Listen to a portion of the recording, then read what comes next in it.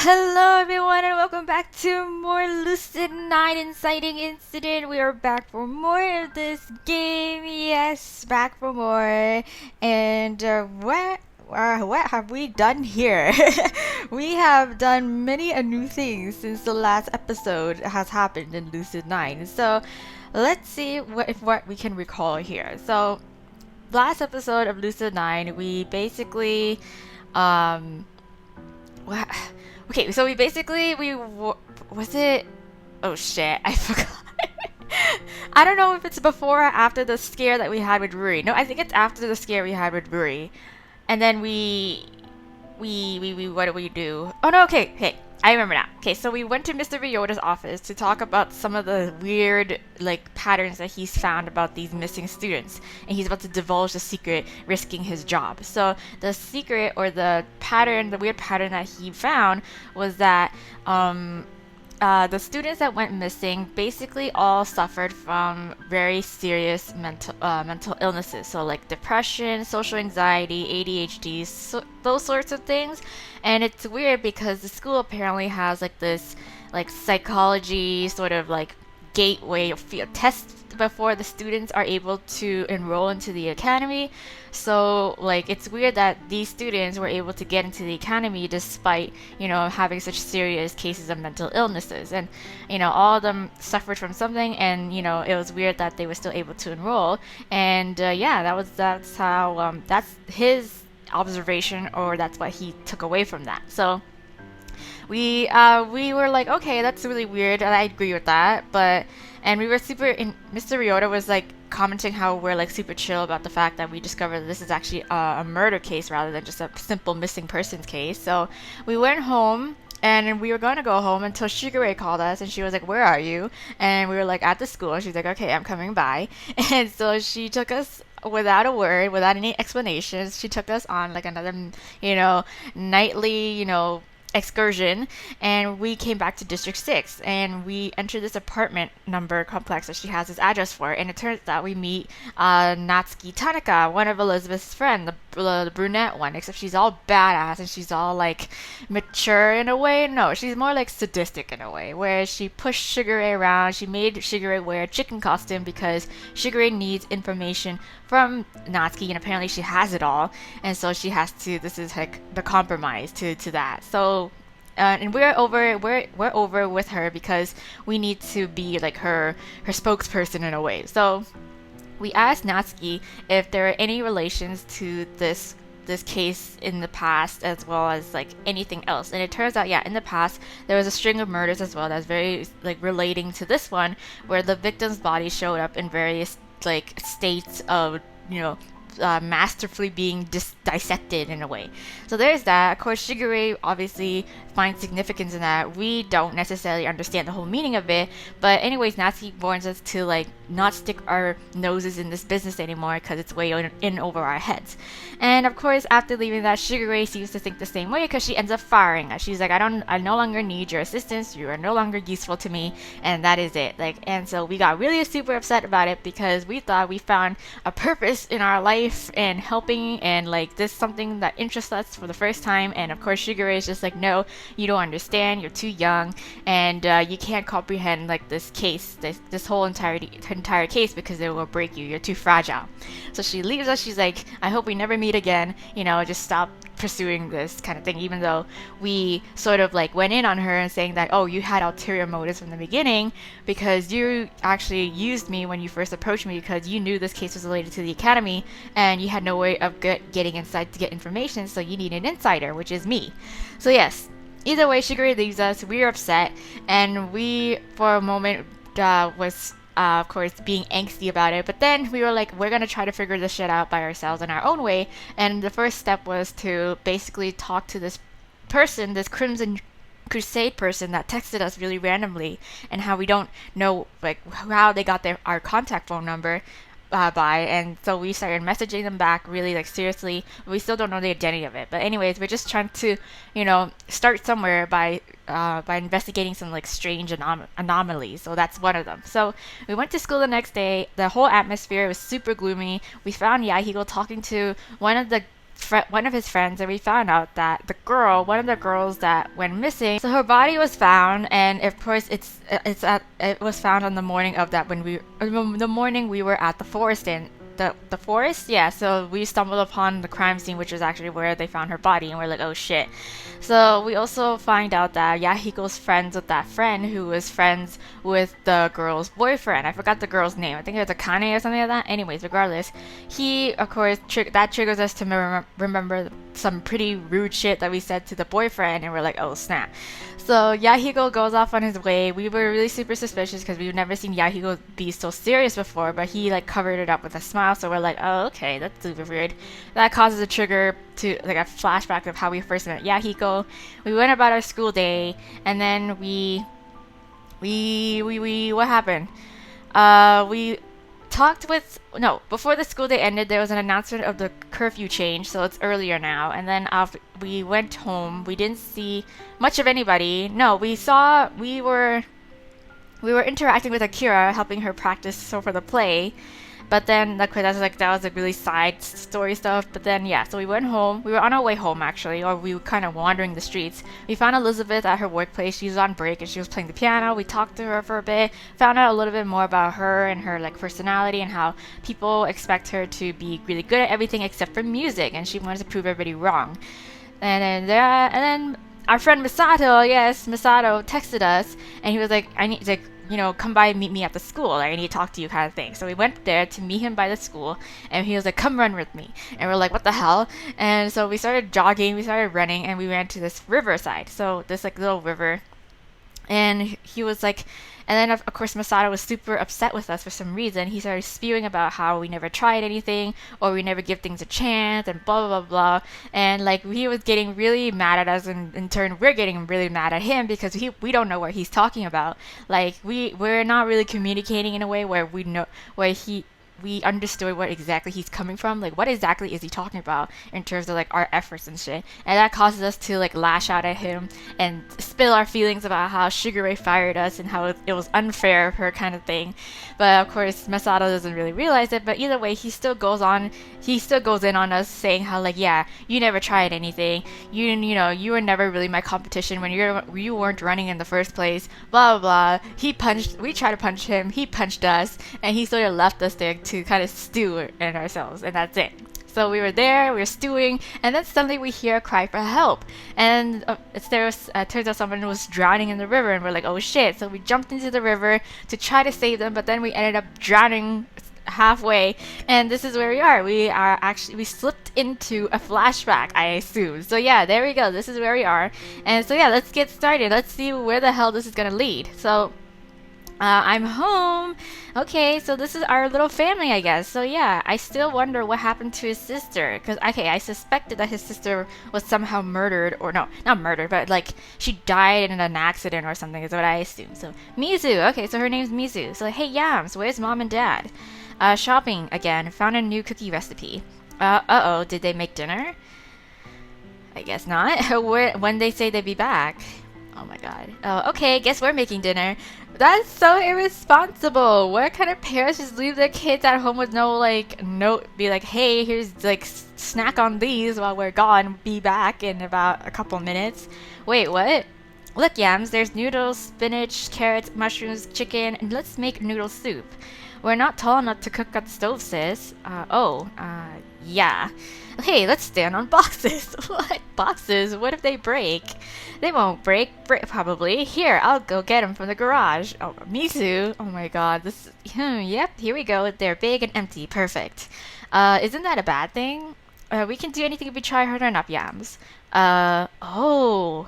can do anything if we try hard enough, Yams. Is this where he developed his lethargicness about not trying hard at life? Is it because his sister was like the opposite of him? Okay, first we need to fill the pot with water. You get this end, I'll get this end. Oh my god, kids, please. Huff. Oh, ugh, heavy. Oof. Phew, see, that wasn't so bad. How do we turn the stove on again? Oh no, I don't know. Helpful yams.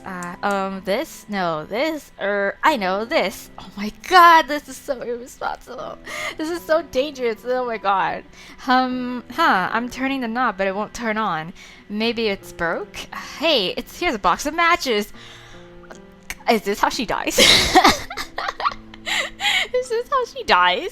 Like, she just sets the house on fire? What kind of parenting is this? What the hell? Like, did they not tell their kids to be like, hey, we're gonna be out for a couple, like, minutes or something. Here, it's like, if you get hungry, you snack on this, but stay away from anything that's, heatable? Like, hello? Uh-oh. Okay, so we just strike it like this. Whoops. Alright, the carpet's on fire. Oh my god. Oopsies. Hehe. It's okay. Look, a little water and it's gone. Let's try again. I can't watch. I can't either. And there. Okay, Yama, turn the stove to high and stand back. Oh, this is how they die. I'm not surprised this is how they die. Oh, that's at least how she dies, because he made it out okay. What are you doing? I'm gonna toss the match at the stove. Oh god. 3, 2, 1. Yeah! Oh my god. See? Told you it'd work. Oh my god, it worked. I'm surprised she didn't just set the house on fire. I feel dizzy. Okay. Okay, so now class, let's try learning how to pronounce some more of these tough words. Open your workbooks to... Okay. Okay. Hee. Giggles. Class, calm down. Yes. Okay, calm down this instant or you will be visiting the principal office. Thank you. Now, who would make such uncouth or rude noises? The person who tells me first will get a piece of candy. Wow, so many hands. Yuko? Wow, bunch of snitches. It was Yama. Yama Ishimoto, is this true? No. Okay, don't lie. Lying isn't nice, Yama. I'm not. Yama, do you want to go to the principal's office? Oh. Yuko says she saw you. We know you did it, Yama. But I didn't. Don't take that tone with me, young man. You're going to the principal's office. But, okay. Mr. Kawaguchi, Yama was being a disturbance in class and would not stop lying about it. I didn't do it. Yama, lying is very serious. You can get in big trouble. But, Yama, I really don't want to call your parents. Can't you tell us the truth? Yama, stop right there. Who's this? Ah, Mizu, thank goodness. Maybe you can talk some sense into your brother. Oh, the person I'll be talking sense into is you, both of you. Ooh, what? Mizu, I don't appreciate this disrespectful attitude. You're adults. You should know better. What if Yuko was lying, huh? She lies all the time. Ooh, how dare you? Yuko's my top student. Okay, yeah, so she knows she can get away with it. Ooh, okay. Mizu Ishimoto, I will not stand for this. You are being incredibly rude. And you're being incredibly unfair. Yama wouldn't make bad noises, and he definitely wouldn't lie. That's it, I'm calling your parents. They need to teach you some proper respect. You want my respect? Then earn it. Come on, Yama, we're going home. Oh, wow, dang, mic drop. Mizu is she's such a badass. Okay. Damn. Okay, how much longer? I don't know, Yams. This is a detour bus, remember? I don't like blizzards. Aw, don't say that. Look how beautiful it is. Beautiful what is? Outside. I can't even see anything. I meant the snow, silly. Still not like our normal bus. Oh, Yams. I'm bored, Mizu. Take a nap. But I'm not tired. Why don't you make some friends? There is a nice-looking person across the aisle. No, people are scary. Then do your homework. But I'm too tired. Sounds like me. I thought you just said you weren't tired? I changed my mind. What a mood. Come on, Yama. Be a big boy. Look, it's the Rainbow River. Isn't it pretty? Rivers are boring. Look at the snow. Isn't it just wonderful? Snow is boring. Okay, Yams. What's wrong? Yeah, why am I so pissy? Why am I so sassy? Don't say it's because you're bored. I told Chio that she had cooties and she touched me. What? Cooties? What if I get cooties, Mizu? Then I'll die and I won't be able to get the new Rego city blocks next week. Legos! Where did she touch you? My arm, here. I'll give you a shot. Eep, I hate shots. It's okay, this one won't hurt. Are you sure? Well, not too much. Circle, dot, now you got the cootie shot. Oh my god, this is so elementary. I remember that shit. Holy crap. So I won't die? That's what shots do, right? Yes. Yes, they do. Okay, so yeah, thanks, sis. Okay. Are we dead? Like, what happened? Oh, hey! Okay, so I suddenly emerge into reality. Vision hazy, lungs burning. I feel myself cough instinctively. Water spurts from my mouth onto the ground. That's right. I've never been a fan of this river. You, me, me. A firm hand slaps against my back. I spew another mouthful of brine. I can't believe I'm doing this. Why am I doing this? Okay, the vague shapes before my eyes finally consolidate into clear outlines. I'm lying by the side of the canal, clothes plastered to my skin, every inch of my body pulsing with a dull pain.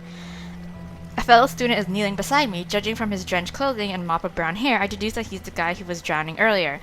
Okay.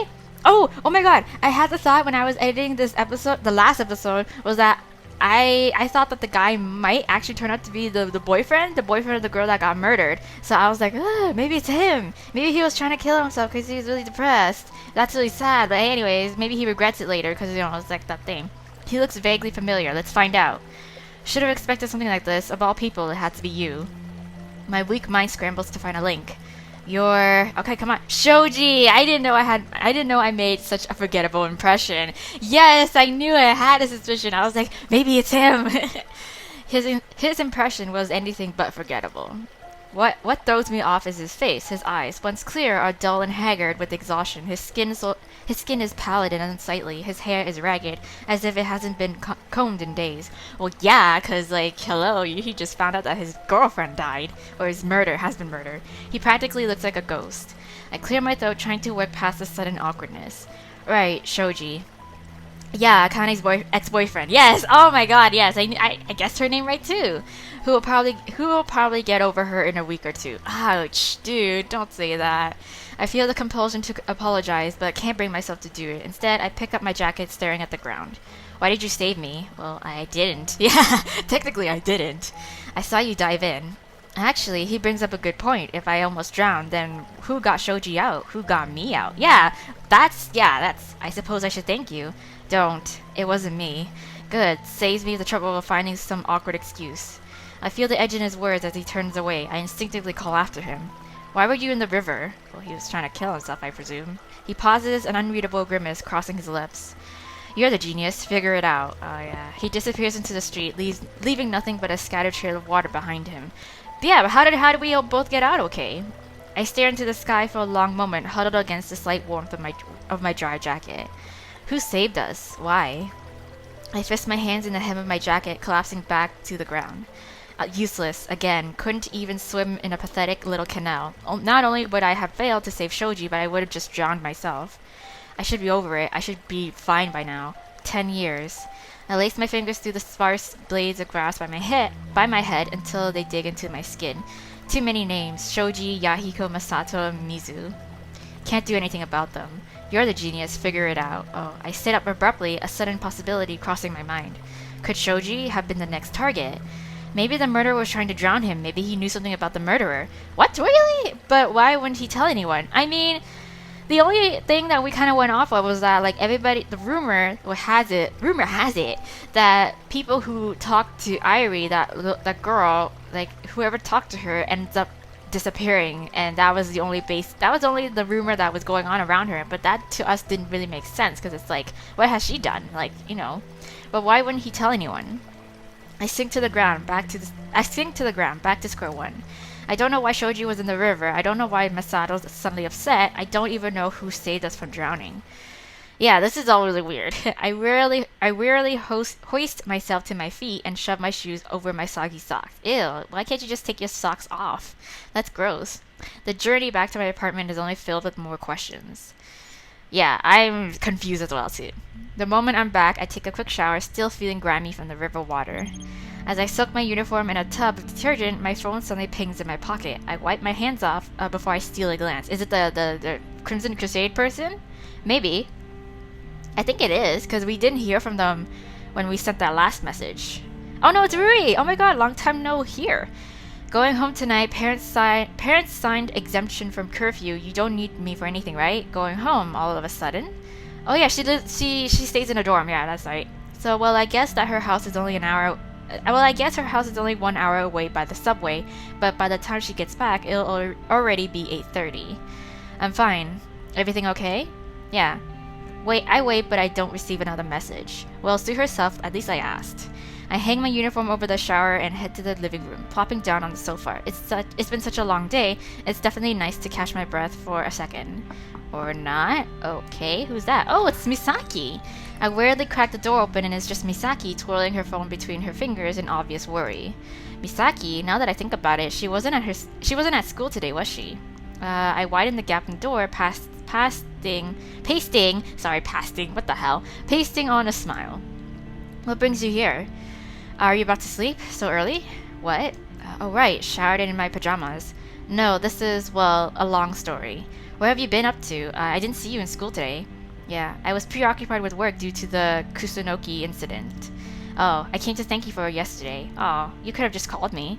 I wanted to thank you in person. Oh, that's nice of her. Something about her tone tells me that this isn't the only reason she came, but I'm not really in the mood to probe her about it. It was no problem. I'll see you tomorrow, Miki. Oh, I begin closing the door, but she stops it with her foot.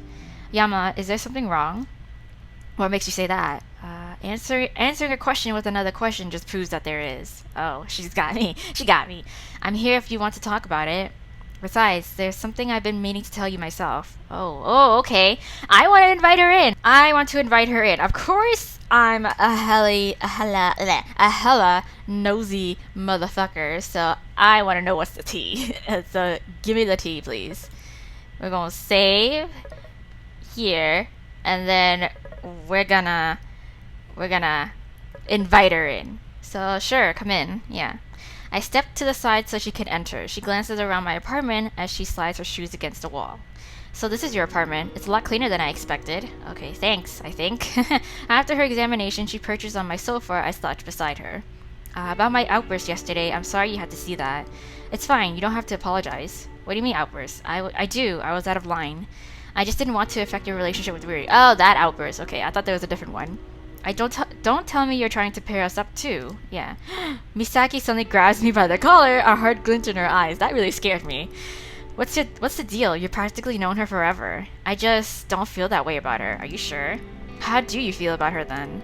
She's just a friend. She examines me for a moment, not critically, but extremely bewildered. It's clear that Ruri doesn't feel the same way. Have you spoken to her about it? No. She wouldn't take it well. I'd only end up hurting her. Don't you think avoiding the subject would hurt her more? How would it hurt her more? How would it hurt her? She's holding back in hopes that you make the first move. It's romance 101, Yama. Well, I suck at it. I can't exactly do anything about that, Mickey. She sighs, releasing me as she slumps back into the sofa. I still think you should have talked with her. Rationally speaking, she's right. Maybe it's unfair. Maybe I'm being selfish, but Ruri's my friend, first and foremost. I'm not sure if I want to lose that. I'll keep that in mind. She waves her hand dismissively. Anyways, mind explaining that bruise on your face? Oh, yeah. What? Oh, yeah. Yeah. Like, me and Yama share the same brain cells. The argument I had with Masato, yeah. I lay my head back, unsure of where to begin. Obviously, I can't tell her the whole story. I'm not sure how she'd react if I mentioned that I almost drowned today, especially since she knows about my condition, yeah. I got into a fight with Masato earlier. Really? About what? A sudden flood of negative emotions pounds me as I recall the event. I don't even know. He just seemed angry, kept telling me that I wasn't trying hard enough. I thought that he was talking about track. He's been trying to get me to join track every day. But it didn't sound like it. I see. Misaki considers this for a moment as she twirls the phone between her fingers. I used to have a friend in Seto some years ago. At first, we never really got along much, to be honest. Every time I asked if he wanted to hang out with me, he usually refused. So I ended up dragging him along anyway.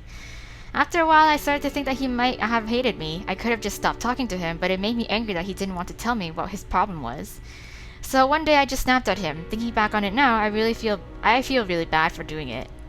Because I didn't know that he was dealing with his own issues. Oh, I'm pretty sure she's talking about us when we first met. Her words come out in barely a whisper, her eyes drifting to the floor. She's talking about me, isn't she? I feel a knot in my chest as the memories come back from the surface. As the memories from back then resurface. Yeah. I'd rather not be reminded of that time. Not again, not so soon. Yeah, what exactly is your point, Misaki? My words come out harsher than intended, but I don't apologize. She seems a bit taken aback by my response. It's just, I think whatever is bothering Masato, it must be something personal. Otherwise, he would have outright told you what his problem was. I suppose she's right in a way. It's just that Masato's so straightforward about everything. For him to be so roundabout now is understandably strange. Yeah. Anyways, I'm in a mood for some fresh air. What about you? I guess she must have noticed that she brought up a touchy subject. Sure, why not? In my pajamas, let's go. I've noticed the school's rooftop is a great place for stargazing. We should go there now. The school's locked down at this hour, curfew, remember? Yeah. And your point is? Oh my god, you're such a rebel, Misaki. Is she actually suggesting that we break into the school? Yes, she is. I guess a change of scenery would probably do me some good. Lead the way. Yes. Let's go. She smiles as she darts out onto the street. I follow closely, taking in the brisk evening air. Okay. We pull up in front of the gate, slightly out of breath. I slide my card through the receptor, but it only buzzes at me. Oh, what? Yeah. Oh, the curfew keeps out off-campus students and automatically reports on-campus students who return late. Oh, okay. So what? Do we climb the gate? Yes. It's armed, Yama. There are laser sensors. Oh, shit. Okay, wow, that's fancy. My card is exempt, remember? What? She slides her card. Sure enough, the receptor blinks green. Misaki props the gate open with a smirk. But doesn't that mean that she'll get reported for coming in late then? Ladies first. Oh my god, you're such a gentleman. She only giggles as I pass through the gate. So where to? The rooftop. The classroom building has a side door for the janitor. It's accessible by key rather than card. Okay. We can head to the rooftop from there. When'd you get the building key? Yeah, never. Are you gonna pick it? She darts to the side of the building, gesturing for me to follow. I squint through the darkness as she kneels down, feeling the side of the building. Finally satisfied, she withdraws something from within her jacket. It's a plain fabric case, which she unzips and dumps on the ground. Oh, okay, little stash. What's that? Shh, what? She picks up two thin metal objects from the ground. They glint in the dim streetlight. Are those bobby pins? Oh, never mind. Yeah, never mind. Sorry, I misread that. Yeah, I knew she was gonna pick it. Either way. Yes, they are. Yes. She hastily bends the larger one at the right angle and snaps the smaller one in half. Then she turns to the door. I peer over her shoulder, trying to see. You're standing in my light. Oh, sorry. I crouch for a better viewpoint. She's unusually focused as she threads the large pin at the bottom of the lock, pushing it downwards with her thumb. I didn't know you could pick locks, right? Don't tell my agent. Oh, what? Why would I do that? Yeah. Don't post it on Patter either. Okay, well, wouldn't even know how. I don't even have a patter. Satisfied, she inserts the smaller pin into the top of the lock, wiggling it gently. Okay, there we go. Nice. I hear a satisfying click, and the door gently swings open. Misaki smiles proudly and waltzes inside. Well, right behind you. Wow. Alrighty. She disappears into the darkness. I step after her. As we plod up the stairs, I decide to satisfy some of my questions. Neat trick. Where'd you learn it? It's better not to know. What if I want to learn? Yeah, I doubt you're criminal material, Yama. And you are? Come on, I'm just curious. Where was it? Finishing school? Princess training? A playful giggle betrays her amusement, but she quickly clamps it short. If you must know, District 6. District 6. If I recall, she had told Rui that she moved there with Satomi. We're here. Before I'm able to ask her about it, she pushes open the door and onto the rooftop. Okay. Alright. Well, she's right about one thing. The scenery is beautiful at this hour. Yes. Despite the noticeable light pollution, it's not difficult to see the copious amount of stars in the sky. Silver streams of glittering populate the colored expanse around the moon, smiling down at the bustling city below. So peaceful compared to what's relatively happening around us. Everyone turns into a bunch of stars when they die. If they did something to super duper impress the heavens, I guess. Yes.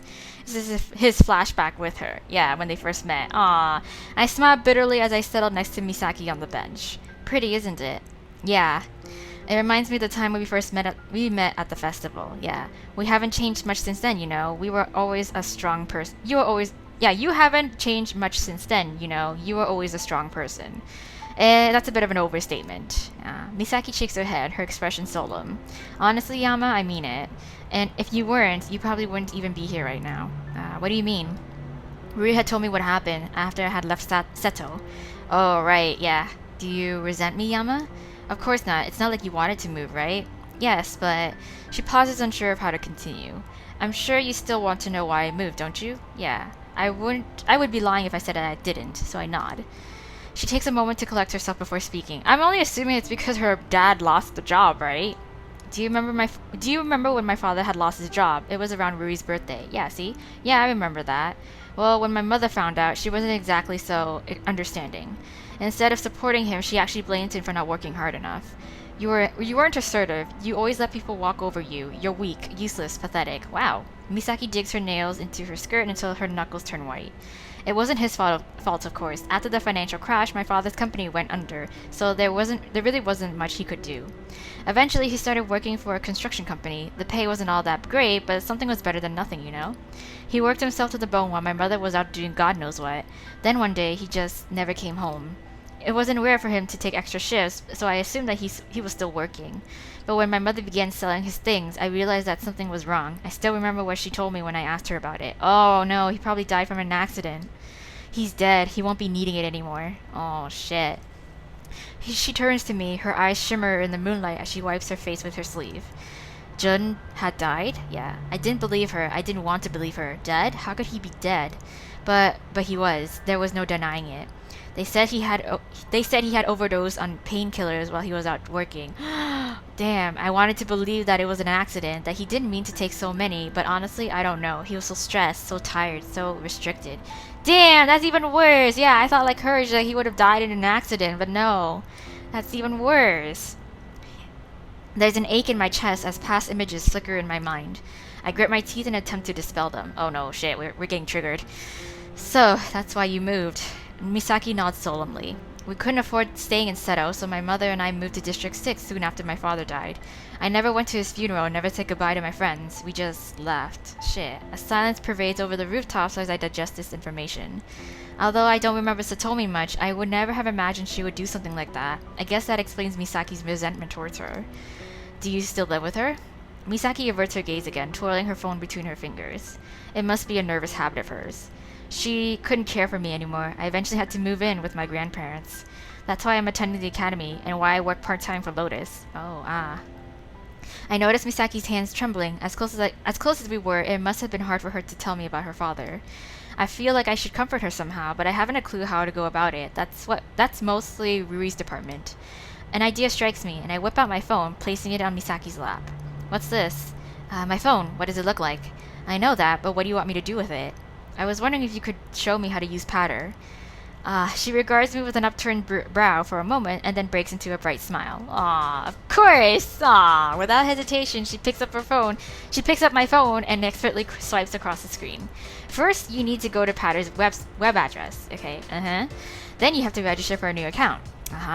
What do you want your username to be? Can't it just be my actual name? Only if you want to be boring. So what's the problem? I'll just choose for you. I'll just choose one for you. Don't give me something too embarrassing, Mickey. Don't worry, it'll only be mildly embarrassing. Oh my god. She taps the screen in quick succession. When she's finished, she brings it up to my face. How's this? Yams? Oh, yams. Oh, yams. Oh, that's cute. It's like yams. Yeah. It's cute, right? Yeah. I don't know. Too late, I signed in. Mickey. Misaki giggles as she fiddles with her own phone by her side. Now you need some followers. I'll be your first. Followers? They're people who can view your pats. Pats? Pats are updates when you can type. Pats are updates where you can type a message in 90 characters or less. You also have the option to attach a file to your pats. File? I know you know what files are, Yama. Oh, honestly, I don't. Honestly, I do. I just want her to annoy her. Files are pictures, videos, documents, things like that. Oh, interesting. Aw, at least he's making an effort to cheer her up. A few seconds later, a soft ping emanates from my phone. There we go. So you're following me now? Yes, yep. How many followers do you have? Have a look. Tap on my profile. She hands me my phone and I do as instructed. Wait, this number can't be right. It says that you have over 9,000 followers. Over 9,000! How do you even get that many people? Yeah. Misaki shrugs, as if she doesn't know either. I suppose it's because I work for Lotus. Oh, that makes sense. I take a moment to browse through Patter. It seems pretty self-explanatory. Write an update, your followers view said update, and they have the option to share it with their own followers. Yes. Honestly, it's not the most exciting thing I've seen, but I can understand why some people find it addicting. So, what should I post? Anything you want. Usually, I try attaching pictures since they get more attention. Okay. Why not pat something about the stars? The patter veteran must have noticed my confusion as she offers a suggestion. We wouldn't see them with my camera. Oh, you're right. Yes. Why not? No. Why not? No, you could. Misaki scrunches her face in thought as she glances around for something to pat about. Does she really put this much thought into it? Yes, she does. Oh, what's that? I try tracing her gaze but see nothing. I don't see anything. There, near the tree. There are a bunch of trees up here, Mickey. She grabs my head and points fiercely ahead of us. I strain my eyes in the darkness trying to make out the faint image. Sure enough, I spot something small lying on one of the benches. What? Is that a cat? Aw, it's a kitty! I don't know whether to be more surprised at Misaki's remarkable eyesight or the fact that there's a random cat on the school rooftop. Let's go pat it! What if it has rabies? It could claw you. Don't tell me you're scared of a little kitty. Don't tell me you're scared of a little kitty, Yama. Oh my god, I just got that pun. Patter. I never said that I was scared. Then quit complaining and follow me. Okay, I mean, I would want to pet the cat too. Not allowing any room for argument, Misaki slowly stalks over to the mysterious feline, leaving me alone on the bench. I sigh deeply. I don't know why I bother. Fine, but I'm not touching it. I follow her lead, walking behind her. As we draw closer, the cat's ears perk up. We immediately stop in our tracks. It's gonna run away. Shh. Hearing us, the cat lazily turns its head in our direction, its eyes glower at us in a brilliant green. I don't think he's happy we disturbed its nap. Yeah, it's a she. How do you know? Trust me, I've been around quite a few strays before. Okay, that doesn't really prove much, but I don't have the cat expertise to question her. Misaki inches closer. I hold my breath as she deftly lays her hand on the cat's head. Surprisingly, it doesn't jump at her, instead focusing its attention on grooming itself. We should name her. Okay, you're not thinking of taking it, are you? Of course not. I'm not allowed to anyway. Aw, that's sad. She says this dejectedly as she strokes the cat's black fur. Getting a closer look, I notice its right ear is clipped as if it's been in a fight. Aw, what about Clipper? What kind of name is Clipper for a girl? You asked for a name. You didn't say it had to be good. What about Chocola? Chocola? It's perfect, don't you think? She has a black coat. I guess.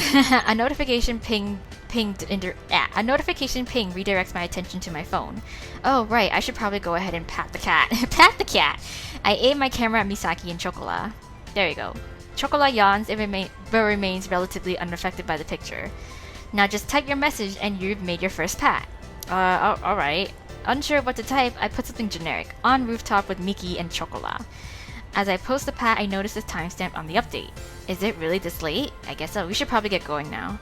But Chocola, I know. I'm sure we'll see her again. Probably, I think. Misaki stands up, elbowing me playfully. Then I race you to the bottom of the stairs. Okay. Before I have a chance to react, Misaki bolts away without warning. Oh my god, girl. I speed after her, yelling in indignation but smiling all the while. Guys, you need to be quiet about this. Like, you're not even supposed to be here, and yet you're making a ruckus. We don't just run to the bottom of the stairs, we stop only when we hit the gate, tapping the receptor in some twisted form of relay race. I win! You got a head start, yeah. Still won.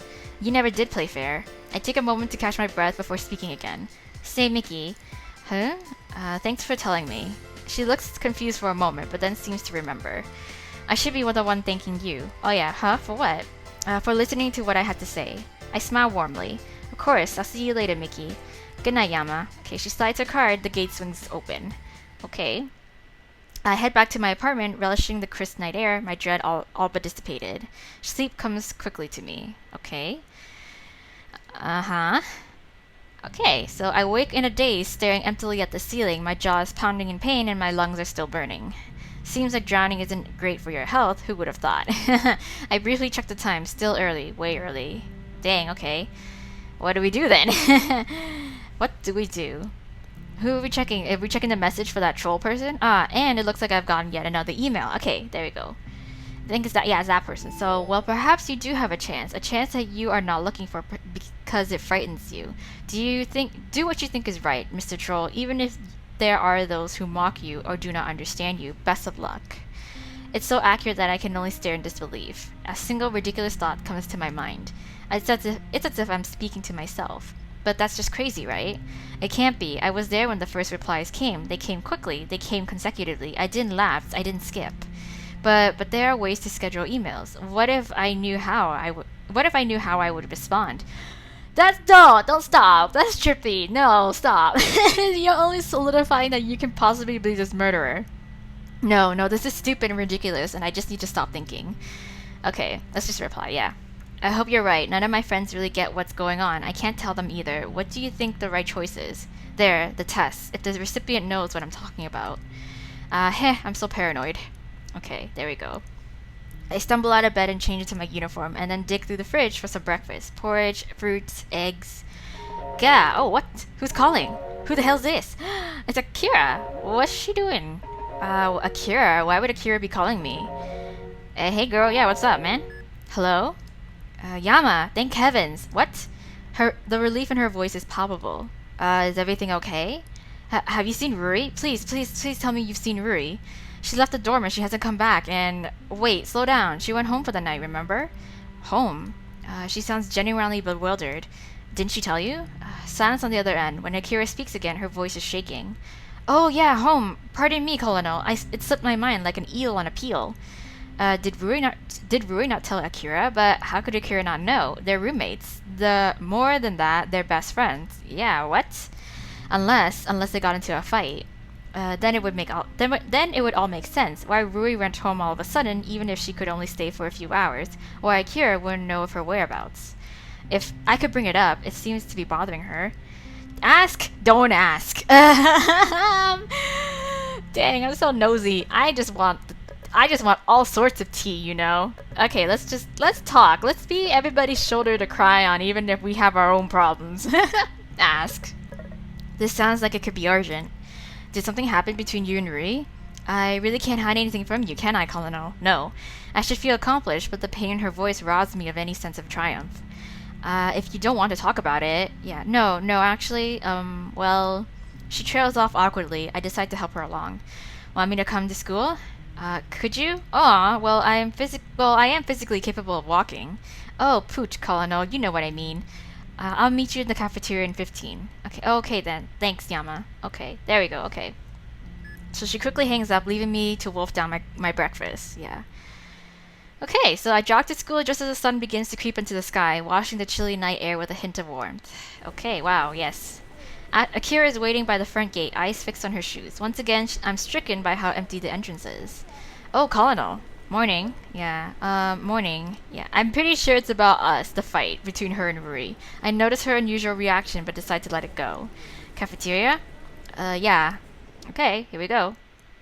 She leads the way to the school dining hall, her footsteps heavy against the brick pathway beneath our feet. Okay, let's spill your guts, girl.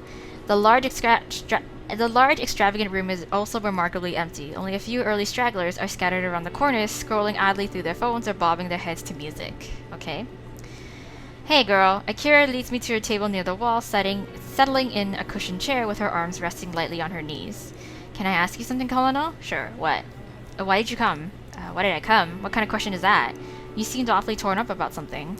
Yeah, and that's why you came? I guess. But what about Rui? Huh? You're worried about her, right? I guess. She is, after all, your one true love. I can only snort. She's my friend, if that's what you mean.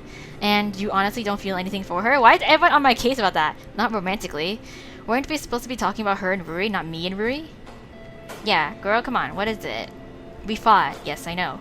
The words are so plain and direct that it takes me a moment to process, yeah. After the impromptu drama performance, she was really upset. From the performance? Yeah, that wouldn't be nice. That would have been nice, but no. I'd tell you why, Colonel, but then I'd have to kill you. Come on now. She rapidly switches between saying something deathly serious and saying something flippant. I'm not sure how to react to her words. Can you, like, put aside your drama? I'm pretty sure this is, like, a defense mechanism, but, like, girl, come on. Right, and war was to be had. We turned against one another, brother against brother, mother against mother. The words were harsh, the strikes were clean, and neither claimed victory. Her wild imagination seems to be getting the better of her. From what I can tell, she and Ruri just had a terrible argument, yes. So, what happened? Her forces fled and did not return.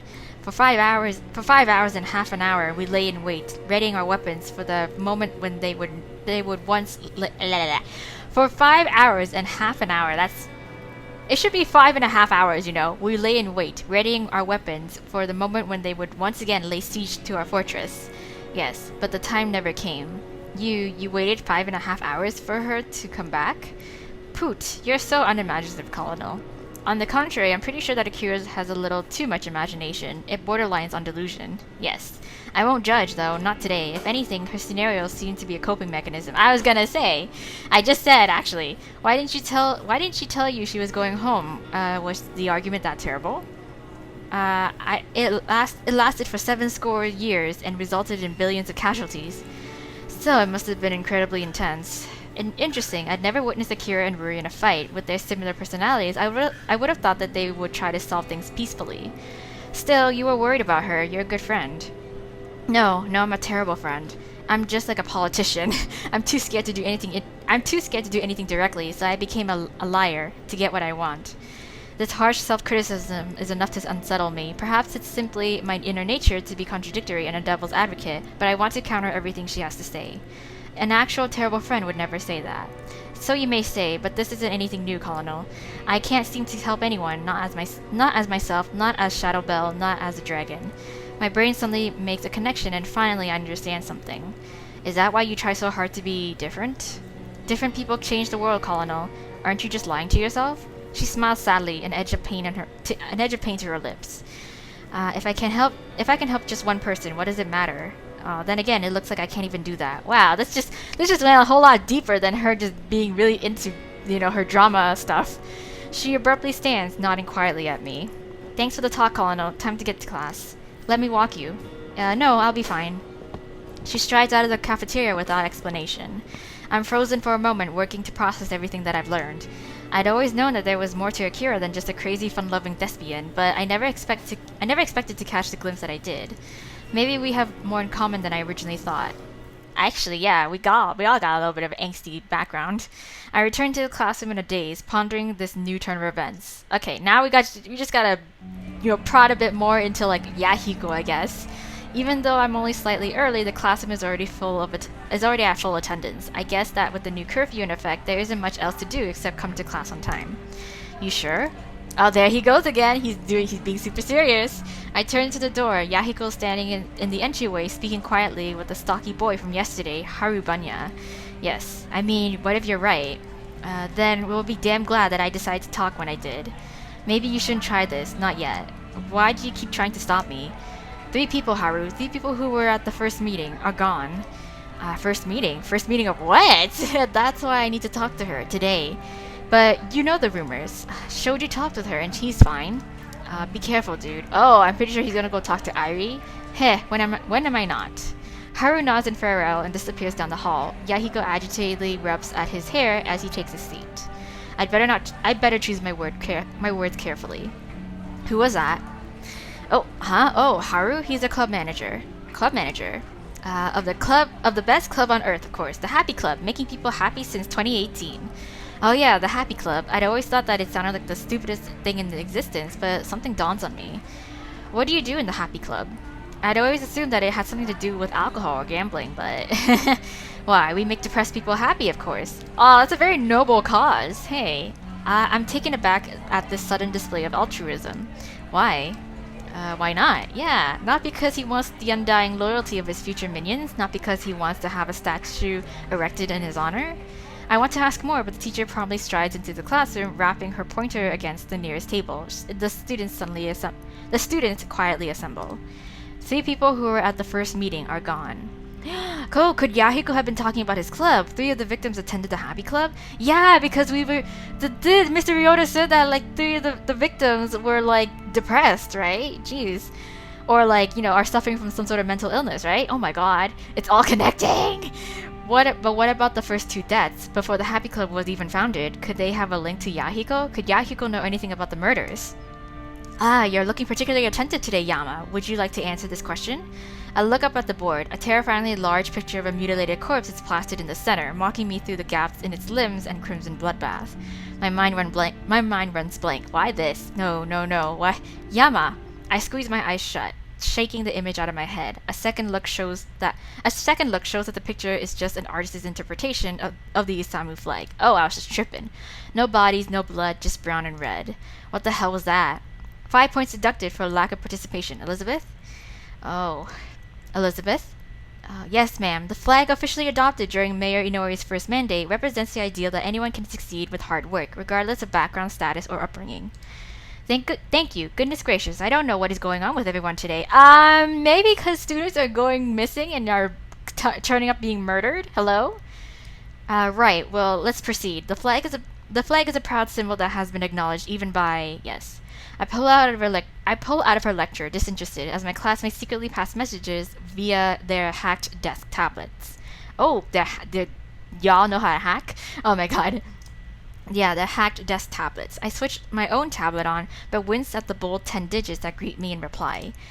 Yes. Don't say that to me, say that to him. Yes, Shoji. I quickly closed the application. Okay. Yeah, my mind is a mess throughout the remainder of class. Thinking about Shoji, thinking about the crimes, it's just too much. Yes, indeed. Lunch could not have come sooner.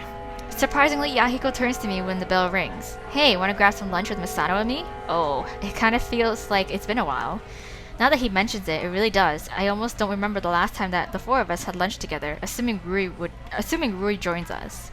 I want to, I really do, but I don't know if I can talk to Masato after yesterday's exchange. Yeah, I was gonna say. I think I'll pass for today. Oh, you sure? Yeah, thanks for the invite though. Okay, it's just, dude, I feel like I haven't seen you in a long time. I know, I'm sorry. Heck, some days I feel like I haven't seen me in a long time. Well, there's always room for more minions if you feel like joining. Okay, I'll keep that in mind. Okay, he all but skips out of the classroom whistling between his teeth.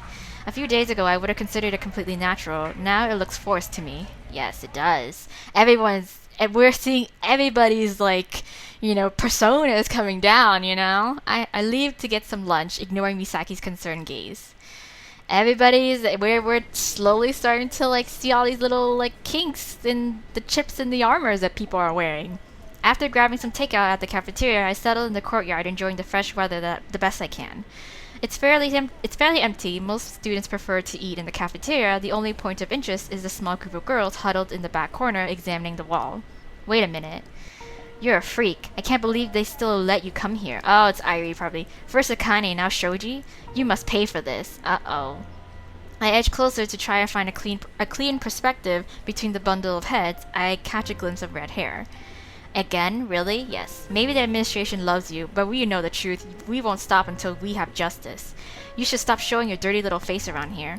How were those thumbtacks in your gym shoes? Did they give you an idea of the pain we feel? No, she probably took them and saved them for her voodoo dolls. Ugh, you're disgusting. Despite their biting words, Irie doesn't even bat an eye. She stares emptily at them, her hands folded neatly in front of her. Wow, look at her. She doesn't even care. Are you even human? Do you feel nothing for the suffering of others? I bet she enjoys it. It's probably her favorite pastime. What kind of sick parents would keep a retard like you? Damn! Jesus! I clench my hands as their words escalate to brutality. Irie isn't even lifting a finger to defend herself. Step in, keep out. Of course we're gonna step in, girl. I don't want... this is wrong. I don't understand what the whole beef is with Irie and everybody. You can't just, I don't know. I still don't believe it. This whole rumor about how, if people talk to her, then they disappear and it's related to the murder. I don't believe it. It's just by mere coincidence that this is happening. No, I'm gonna step in. Obviously. Screw this, no one deserves this kind of treatment, right? I step to the outer edge of the circle, keeping my voice flat. Innocent until proven guilty, really seeing it now. The girls turn to me, surprise flickering across their faces. Oh, well, if it isn't the heartless bastard. Oh my god. I wince at her remark, but manage to recover in time to hide it. And if it isn't the overbearing moron. Oh, excuse me? Dang. Clap back. Don't even have the guts to bully a girl half your height without backup. She colors rapidly as the others leap to her defense. We're not even bullying her. We're being fair. What? You can't talk. Look at what you said to Shoji. Because clearly the best way to help a hurting friend is to hurt someone else. They completely disengage Irie, circling around me. Uh-oh. Irie's killed people. Why are you taking her side? I bet he likes her. Yeah, he took her side last time too. I only absorbed this calmly before I respond. Maybe Natsuki and Shigure have ruined me for life. And you have concrete evidence for these murders? I'm sure that geniuses like you would never stoop to accuse someone without standing. Well, whenever someone talks to her, they mysteriously disappear within the next few days. You five have also talked to all the people who have disappeared, but the only things you've killed are brain cells. Try again. Oh my god! Dang! Yama is being such a savage. What? Are you deaf? Haven't you heard all the rumors that she... Oh, I see. In the world of idiots, rumors qualify as concrete evidence. They stew silently, working to speak past their rage. I seize the opportunity to guide Irie out of the circle. Before we can leave, one of the girls step in front of me with a hard look in her eye. You're taking the side of a monster. I return her stare with equal frigidity. Frigidity? Yeah. Until you have actual evidence, kindly refrain from increasing the amount of stupidity I have to hear. Oh, wow! Dang, Yama! We stride away as the girls gape after us. I'm stricken with equal parts triumph and guilt. Yes, I won. Yes, I defended Irie. How ironic that it had to be by the same method that I condemned. Oh, yeah, true, but still. It did the job. We stop at the school rooftop, where I take a moment to absorb the fresh air. Irie walks in front of me and examines me closely, a quizzical tilt to her brow. You were like Sugar Ray. Yes, yeah, I was. I scoff dryly. She frowns. Why did you stop them? I sink into the nearest bench. She settles beside me. Because... A wry laugh wrenches from my throat. Why didn't you stop them yourself? Why did you stand there? Why did you just let them kill you inside? Even while I'm yelling, I already know the answer. Because it's easier. Easier to take the pain, easier to just sit there, easier to just let people call you a freak, a weirdo, a madman. Easier for you to blame yourself. Aww. Instead of answering my question, Irie wordlessly pulls something from her jacket. The play case, a handheld gaming console from Lemniscate. It's like a play handle, like PlayStation, thing. I forgot what it's called. PSP? Yeah. She starts it up after tapping idly on the screen, She starts it up and after tapping idly on the screen, hands it to me. Aw. I recognize it as the strategy RPG port of Code Geass. Oh, player versus player mode. Code Geass, is it? You want to play against me? I guess. A tiny nod. Okay. Okay, didn't know you played games much. I mean, apart from Left Alive and Fugway and all the games I've been too scared to play. I select Susumu Kuramochi as my hero, leaving Le Rouge L'Emperade for Irie, and start producing some basic units. Then I end my turn and pass the play case to her. You gonna keep letting them push you around like that? Irie taps the screen with blinding speed and hands it back. Wow. I don't care. Really? I can't see any of her units through the fog of war. I send out a recon scout as my heavy troopers slog from behind. They're saying some crazy stuff. Yeah. Think of it this way. If you let them get away with it, they'll treat other people the same way too. Irie ponders a little before making her move, and but her fingers are just as assured as before. No, they only target me. I notice in bewilderment that my recon unit has seemingly vanished into thin air. I guess that she destroyed it. Quickly, I capture a factory and begin to produce tanks. Why just you? She passes it back almost immediately. They said it was because I have red hair.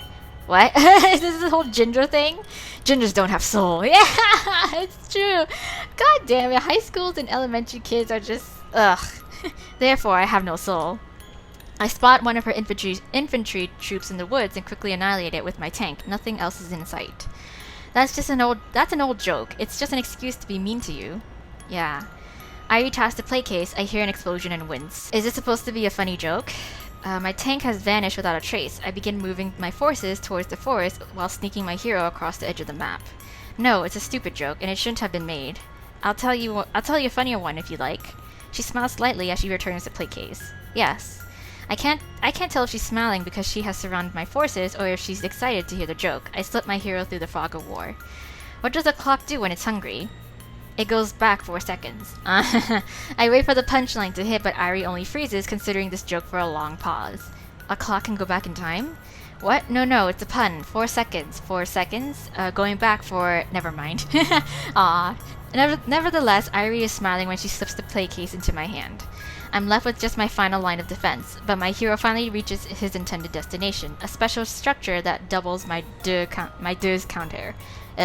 How about this? A Mexican magician tells his audience that he'll disappear on the count of 3. He counts uno, then dos, and then disappears without a trace. I thought stage magic was just an illusion. I can only chuckle to myself. As expected, she completely missed the point. She makes her move. I hear massive explosions. Oh, I won. Oh, what? I grip the plate case. Her units have completely surrounded my base and are one turn away from capturing my headquarters. No, not today, Le Rouge Lamprade. I triumphantly conquer the special objective with Susumu Kuromochi and activate my deux. Table turn. I reverse the ratio of my soldiers to yours. Our soldiers suddenly swap colors, leaving her with practically nothing. Even if it's the end of my turn, I know I've used my deux well. Oh, did I get you? She looks at the screen intently. I step back and relax. Even if she manages to kill a few of my soldiers, she's surrounded. Then she taps on the screen and smiles. Good. Reinforcements. What? I lean over to look at the screen. My newly acquired soldiers still surround her character, but quite suddenly, from the other side of the screen, a small squad of soldiers have appeared. What? Normally, a few soldiers would be nothing, but my army is still with Le Rouge, and these new soldiers have a direct path to me. I blink and then suddenly they're surrounding me. Susumu Kuromochi takes a couple down, and he's soon overrun. The words Victor, Le Rouge Lamprade jumps to life on screen, oddly cheery considering the game's genre. That was somewhat anticlimactic. What the? Hey! and she just goes back to eating peaches, what she loves the most. So you're the master of video games, got it. Her smile widens suddenly. Is she happy with my compliment? I just understood the joke. What? 4 seconds. Oh! I should research the one about the Mexican magician. Yeah. I'm not sure if I'll ever understand this girl. You're pretty passionate about video games, huh? Yeah, I enjoy them. Are they any kinds you don't play? Yeah. Bad ones. Well, I guess I can't argue on that one. So, do you have a favorite game out of all the ones you played? Hyper Fabio Brothers. Super Mario Brothers! Yes! That was a quick answer. Oh, why that one? You fight against a bad guy who steals peaches. Haha, that's true. I'm not sure what I was expecting. So what you got into video games anyway? Oh, so what got you into video games anyways? You didn't strike me as a gamer when I first met you. Then again, she didn't strike me as a singer, and look how well that turned out. Exactly. You should never judge a book by its cover. They seemed fun, so I played some. They were fun. So did someone just buy you a console and you decided, sweet, video games, or something like that? Maybe. Like, what was the first game you ever played? Castles and Creatures. Castles and Creatures. Wait, isn't that that's a tabletop game, right? Old-fashioned. Make your own stats. Play with a party. Go on adventures. All that stuff. Is it Dungeons and Dragons? Really? Yeah, it's Dungeons and Dragons. Yes. How long? A standard table is 2 meters long. No, I mean, how many years have you been playing tabletop? Speaking with Airi Hiraga is a naturally good exercise in creating complete sentences. Oh, around 5 years. Yes, I played a lot before I learned about video games. But don't you need... I quickly stopped myself. A group of friends. That's what I was going to say, but it sounds too cruel, even for me. Oh, never mind. Never mind. Oh, I played with AI. Oh, huh? AI, artificial intelligence. I know what that means. I know what it means. I was just surprised. Yeah, I was just surprised. Why? That's what was available. Available where? At the, Hey, what? We turn in synchronization. Harubanya is standing at the rooftop entrance, arms folded across his chest. Well, that was convenient.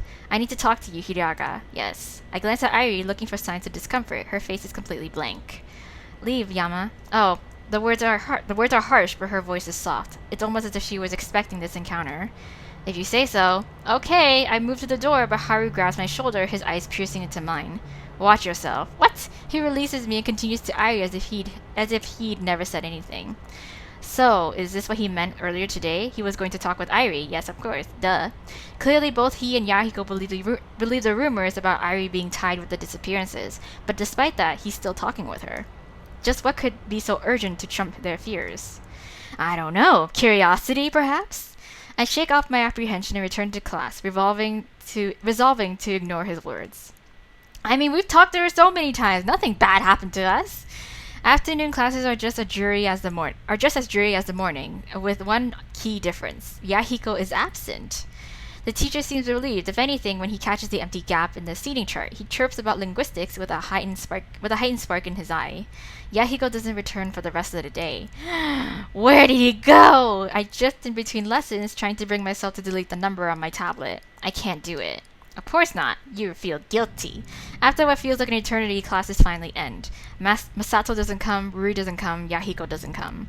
I'm still in silence as my classmates hurry outdoors to savor their precious hours of freedom before the gates are closed. Elizabeth is one of them, marching away with a growing crowd of groupies.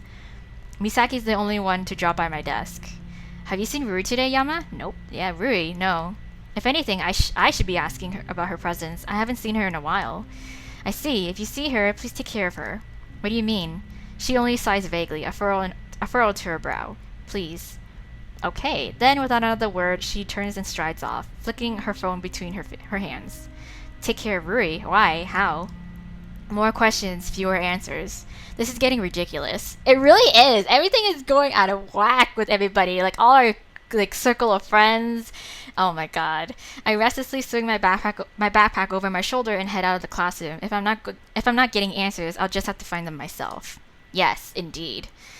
So my first instinct is to look for my friends from a high vantage point. Okay, there we go. Okay, so I'm gonna leave this episode here, you guys. Oh my gosh. So things have taken a more strange turn again. It's like people are getting stranger and stranger by the seconds. There is rifts have been created now between our circle of friends, Akira with Ruri, us with Masato, Misaki, well, not too much with Misaki, but Yahiko and us as well, because Yahiko is going off doing his own thing. He's being super mysterious and he's being out of character OOC if you can quite put it. But yeah, so oh my god, so I don't know what's gonna happen next.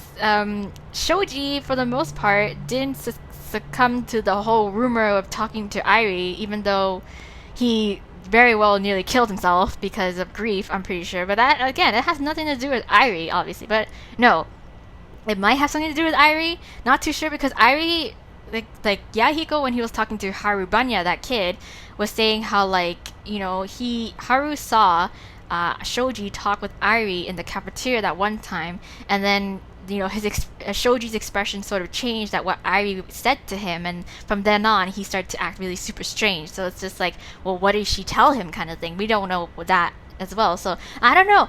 We don't know. Again, like Yama said, more questions but no answers. So hopefully in the next coming episodes we get those answers. But for now, this is it. I'm gonna leave it here. Thank you guys so much for your patience and for joining in on this Let's Play. Tune in next time. But for now, bye.